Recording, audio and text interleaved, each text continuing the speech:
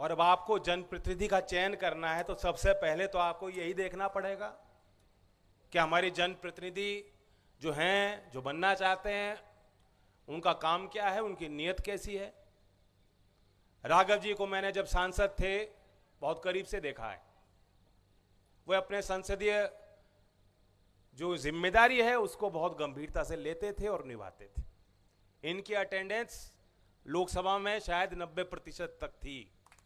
और एक औसत जो देश का है सभी सांसदों का सवाल पूछने का, संसद के कार्यक्रम में भाग लेके मुद्दे उठाने का, जितना राष्ट्रीय औसत है उससे ज्यादा सवाल पूछना और आपके क्षेत्र की अपनी बात वहां सदन में रखना, ये जिम्मेदारी इन्होंने बेखूबी निभाई। तो ऊर्जावान जनप्रतिनिधि सहारनपुर को मिले। और मैं खास तौर से एक अपील आपसे करने आया हूं, जो लोकदल के कार्यकर्ता हैं, आपको तो विशेष ख्याल रखना पड़ेगा, क्योंकि बिजनौर में यहां से जा रहा हूं। आप जानते हो कि बिजनौर लोकदल के चुनाव चिन्ह पे सीट लड़ी जा रही है। वहां हमने चयन, जैसे राघव नौजवान है, इनसे भी कम उम्र में चंदन चौहान का चयन हमने पार्टी ने किया है, जिनके बाबा नारायण जी चौधरी साहब के साथ उप मुख्यमंत्री रहे। उनके पिता संजय चौहान बड़े नेता रहे, मेरे साथ सांसद रहे लोकसभा के। तो ऐसे चंदन चौहान वहां फील्ड में है। और दूसरी सीट बागपत है, वहां का जो हमारे उम्मीदवार हैं डॉक्टर राजकुमार सांगवान है। यहां से इस मंच से मैं वर्णन इसलिए कर रहा हूं कि जो लोकदल के कार्यकर्ता हैं वो अच्छी तरह जानते हैं। डॉक्टर राजकुमार सांगवान जी को आपने करीब से देखा है। जब उन्होंने नामांकन भरा, नामांकन में भरा जाता है संपत्ति का ब्यौरा देना पड़ता है, बैंक खाते में कितना है, कितनी संपत्ति, अचल संपत्ति क्या है।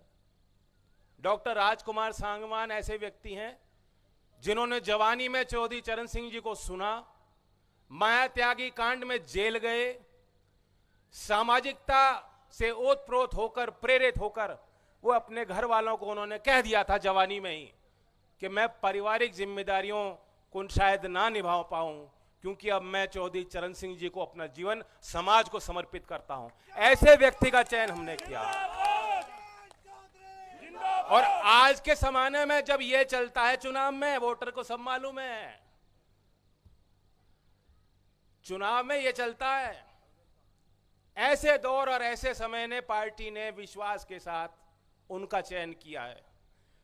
अगर आप लोकदल के लोगों को कहना चाहता हूं, अगर आप चाहते हो कि बिजनौर और बागपत में लोकदल का चुनाव चिन्ह पे लड़ रहे हमारे उम्मीदवार बड़ी जीत हासिल करें और हमारा झंडा ऊंचा रहे, चौधरी चरण सिंह के विचारों को लेकर हम मजबूती से काम करें, तो कोई विकल्प नहीं है। सहारनपुर में बड़ी जीत आपको राघव लखनपाल को कमल के चिन्ह पे दिलानी पड़ेगी।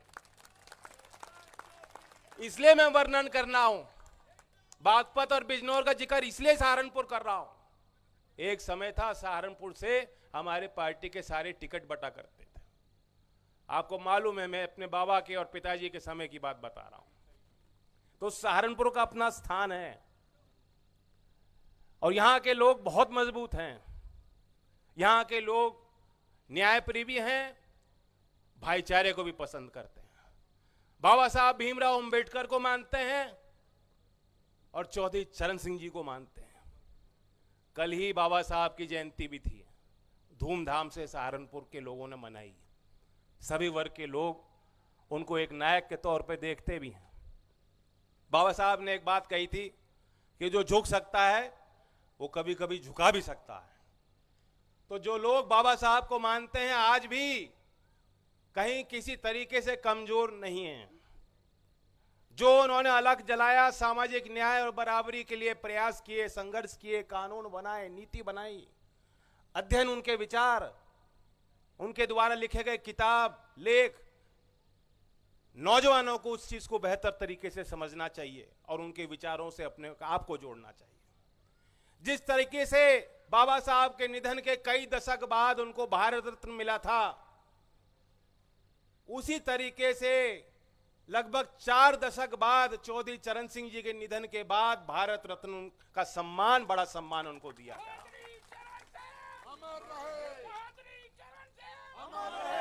मैं इस धरती का नमन करता हूं।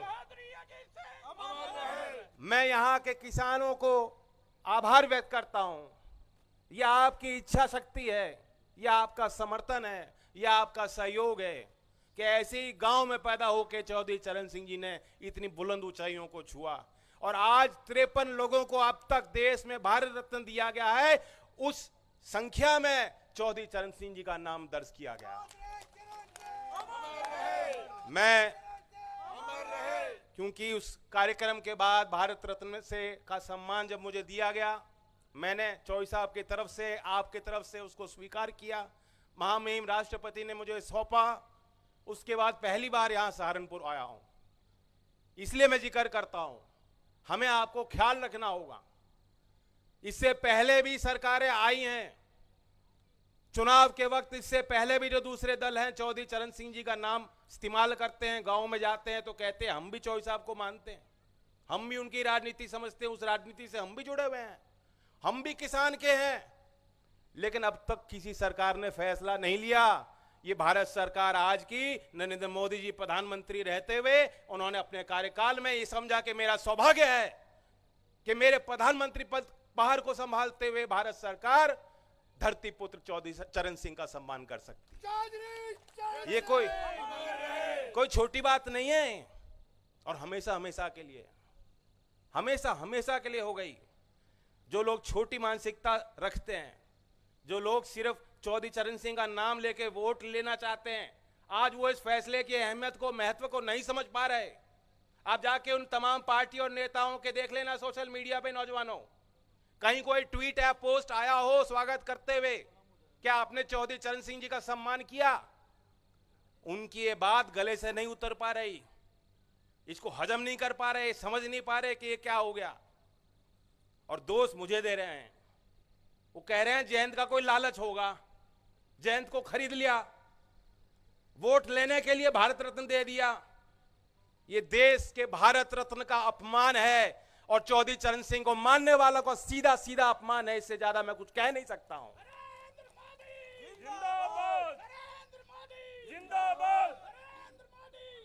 और इसका जवाब भी आप ही को देना है, इसका जवाब भी आपको देना है। हम चाहते हैं चौधरी साहब की जो नीति थी, विचार थे, उसको कैसे हम आगे बढ़ाएं। और कुछ चीज सोच समझ के हमने निर्णय लिया, लोकदल ने, कि हम एनडीए में हम शामिल हों। चौधरी साहब की बड़ी नीति थी कि वे चाहते थे कि छोटे काम और कुटीर उद्योग को बढ़ावा दिया जाए। वो जानते थे, वो किसान को कहते थे सब लोग तुम खेती में लगोगे तो काम नहीं चलेगा। वो जानते थे आबादी का जैसा बाहर पड़ेगा, जमीन पर जमीनें घटेंगी और बढ़ नहीं सकती, खेती की जमीनें बढ़ेंगी नहीं, तो खेती से अलग रोजगार भी गांव के लोगों को मिलना चाहिए। ये बात, इस बात की वकालत चौधरी चरण सिंह जी हमेशा करते आए। उन्होंने आपको जमीन का मालिक भी बनाया और वहीं आपको स्वावलंबी ग्रामीण समाज को अपने पांव पे खड़ा होने की ताकत और आत्मसम्मान भी दिलाने के लिए उन्होंने प्रयास किए। उसी नीति के तहत मैंने देखा है जो भारत सरकार की कार्यशैली है कुटीर उद्योग को बढ़ावा देने की। आज देश में 6.5 करोड़ एमएसएमई छोटे कुटीर उद्योग स्थापित हैं, आधे से ज्यादा गांव देहात के क्षेत्र में।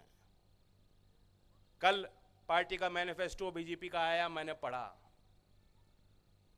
जो सरकार अगर रोजगार सृजन करना चाहती है और उस बात पे बिल्कुल सहमति है, ये बात इनके समझ में आई बात, क्योंकि पिछले 10 वर्षों में जो एमएसएमई का मंत्रालय अलग है, आप देख सकते हो 2004-05 में उसका बजट था 3000 करोड़ और 2023-24 में बढ़ के उसको बजट को 22,000 करोड़ तक पहुंचाया। ये प्राथमिकता दिखाता है सरकार की कि छोटे उद्योगों को बढ़ाना है, यहीं से रोजगार पैदा होगा। और लोकदल की भी नीति यही है, चौधरी चरण सिंह की भी नीति रही। अब हमारे प्रतिनिधि यहाँ राज्य सरकार में भी अनिल कुमार पुरका जी के विधायक, जिनको आप अच्छी तरह जानते हैं, उन्होंने कैबिनेट मंत्री के आपका आशीर्वाद से शपथ ली है और जिम्मेदारी का निर्वाह वो करेंगे। हमारी भी कोशिश रहेगी कि इस क्षेत्र में भी ऐसे उद्योग स्थापित हों, ऐसे काम बने कि लोगों को, नौजवानों को रोजगार मिल पाए। और हम लोग मिलके लाल कालीन बिछाएंगे आपके लिए। जो कोई छोटा उद्यमी यहाँ फैक्ट्री लगाना चाहता है, कुटीर उद्योग लगाना चाहता है, कृषि आधारित उद्योग लगाना चाहता है, उसको बढ़ावा दिया जाना चाहिए। हमने देश में हरित क्रांति देखी, डॉक्टर एम एस स्वामीनाथन को भी चौधरी साहब के साथ भारत रत्न दिया गया है। ये सरकार के किसानों के प्रति और कृषि विज्ञान के प्रति एक इच्छा शक्ति को दिखाता है, दर्शाता है। हमने हरित क्रांति देखी, एक श्वेत क्रांति की जरूरत तो देश को है ही। डेयरी के क्षेत्र में पशुपालकों का सम्मान होना चाहिए, उनको उचित मूल्य मिलना चाहिए। साथ ही देश में जो खाद्य प्रसंस्करण का उद्योग है, ये भी चौधरी चरण सिंह की नीति रही है। हमने देखा है देश में किसान तो पैदा करता है, मंडी तक पहुंचने और उसके बाद ग्राहक तक पहुंचते पहुंचते हजारों करोड़ का नुकसान हो जाता है। कैसे? या तो वो चीज इतनी महंगी हो जाती है, इतनी महंगी हो जाती है कि वो ग्राहक पे उस पे बोझ है, और जो खास तौर से हॉर्टिकल्चर की सब्जी और जो हमारा बागवानी का जो प्रोडक्ट है, वो ग्राहक तक पहुंचते पहुंचते नष्ट हो जाता है, सड़ जाता है, उसे फेंकना पड़ता है। हजारों करोड़ का नुकसान है। क्यों? कोल्ड प्रोसेसिंग की चेन नहीं है। छोटे उपकरण के माध्यम से जो किसान खुद संचालित कर सकें, या ऐसे उद्योग किसान के समूह जो बना पाएं, जो स्थापित हों, जो उसका प्यूरे बना दें, टमाटर का पेस्ट बना दें, सॉस बना दें, फ्रीज ड्राई कर दें, सुखा दें, पैकेज कर दें। अगर ऐसे उद्योग को हम बढ़ावा देंगे, किसान को बेहतर मूल्य भी मिल जाएगा, और ये जो राष्ट्र का नुकसान है उससे हम बचत कर पाएंगे। कल जो मैनिफेस्टो आया, एक चीज मुझे बेहद पसंद आई, राष्ट्र के लिए कुछ सोचना चाहिए। उसमें एक बिंदु यह था कि हम तिलहन में और दलहन में देश को आत्मनिर्भर बनाना चाहते हैं। और मैं जानता हूं कि तिल, सोयाबीन, सरसों, मूंगफली, अगर ऐसी फसलों को हम बढ़ावा देंगे, किसान को मुनाफा देंगे, तो क्षेत्रफल बढ़ेगा। आज हजारों लाखों करोड़ हम बाहर से आयात कर रहे हैं। 1.5 लाख करोड़ का बजट था, 1.5 लाख करोड़ से हम बाहर से पाम ऑयल मंगा रहे हैं। वो देश का नुकसान है, तो किसान को भी लाभ मिल जाएगा। तो मैं ज्यादा विस्तार से नहीं कहूंगा, कई ऐसे विषय हैं। गन्ने का भी ये बड़ा क्षेत्र रहा, और आपको मालूम है, मैं तो जगह जगह इशारा कर रहा हूं, लोकदल की तो लड़ाई हमेशा रही। चौधरी अजीत सिंह जी ने उद्योग दिए किसानों को, वरना गन्ने की खेती इस तरह से विकसित नहीं होती, और किसानों को इस हिसाब से भाव नहीं मिलता। और एक नकदी फसल जो किसानों की है, अगर वो विकसित नहीं होती तो लोगों की आमदनियां नहीं होती। आज जो दिखाई देती हैं पश्चिमी उत्तर प्रदेश में जो विकास है वो दिखाई देता है, वो भी गन्ना से आधारित चीनी उद्योग की देन। तो हमारी प्राथमिकता रहेगी, 90% प्राइवेट मिल अब समय पे पेमेंट कर रही हैं। जो थोड़ी बहुत जो रह गई है उस पर भी सरकार का डंडा चलना चाहिए, और इस पे हम लोग एक मत हैं। मुख्यमंत्री योगी जी आए थे पश्चिम में प्रचार में, उन्होंने 2 टूक कह दिया। हमारी उनसे साफ वार्ता इस विषय पे हुई है, और आने वाले समय में हम लोग उम्मीद कर सकते हैं, जिस तरह आप सीट देना चाहते हो ना देश भर में, क्या है नारा, वो ही समझ लो, वो ही समझ लो। इशारा समझ गए नहीं समझे? तो ये हमारे किसानों के मुद्दे हैं। किसान की कोई जाति नहीं, जो अल्पसंख्यक हो या बहुसंख्यक हो, हिंदू हो, मुसलमान हो, सिख हो, खेतीहर मजदूर और किसान, इनके इंटरेस्ट को आगे रख के हम लोग निर्णय लेंगे। और लोकदल की हमेशा ये पुरानी लड़ाई रही, उसी लड़ाई को हम आज जारी रखेंगे। इस गांव में मैं पिछले चुनाव में भी आया था। यहां खिलाड़ियों की बड़ी प्रतिभा है, और सहारनपुर में अकेला ऐसा स्टेडियम बाबा साहब के नाम है, जो पूरे पश्चिम में शायद जो सुविधा नहीं है, वो सहारनपुर के स्टेडियम में नौजवानों के लिए उपलब्ध है।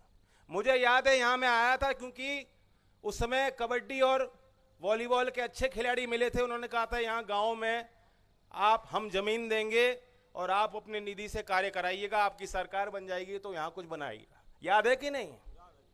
मैं भूलता नहीं हूं। मैंने मंच पे आके वादा किया था, लेकिन मैं आपको उल्हाना दे रहा हूं, हमारे अध्यक्ष 3 बार उसके बाद यहां गांव में आए हैं, अभी तक कोई जमीन, कोई प्रस्ताव गांव के लोग, हमारे समझदार लोग गांव के नहीं दे पाए। मैं तो अभी भी तैयार हूं, इस देश में मैं अकेला सांसद हूं जिसने घोषित किया कि मेरी सारी सांसद निधि खिलाड़ियों के लिए है। और यहां क्रीड़ा स्थल बनाना चाहोगे, और अब तो अच्छी खुशी है कि 1 और 1 11 बनने वाले हैं। राघव जी भी समझते हैं, नौजवानों को बढ़ाना चाहते हैं, तो कुछ निधि मैं लगाऊंगा, कुछ निधि ये लगा देंगे, और यहाँ गांव में जो आप अच्छा निर्माण कराना चाहते हो हम कराएंगे। ये भी मैं आपको वादा करना चाहता हूं, लेकिन मेरी टीस दूर कर देना। अभी तक जो मैंने उड़ाना दिया था, बहुत जल्दी आपको इसमें पहल करनी पड़ेगी।